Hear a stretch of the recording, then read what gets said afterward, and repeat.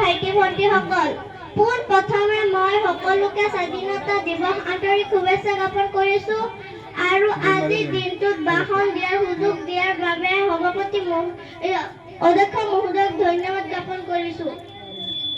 আজি 15 আগষ্ট 2025 ভাৰতৰ 79 সংখ্যক স্বাধীনতা দিৱস।